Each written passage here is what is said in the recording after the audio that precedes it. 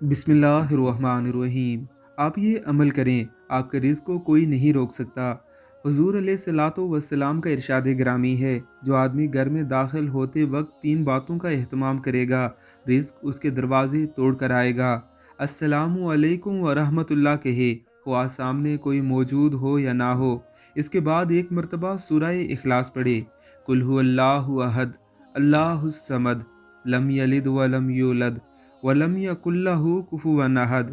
پھر مجھ پر ایک مرتبہ درود بھیجے، صلی اللہ علی حبیبہ محمد وآلہ وأصحابہ وسلم۔ یہ عمل گھر میں داخل ہوتے ہی ضرور کیجیے، انشاءاللہ آپ پر رزق کی بارش ہوگی اور رزق کی تنگی سے متعلقہ تمام مسائل اللہ رب العزت کی رحمت سے حل ہو جائیں گے۔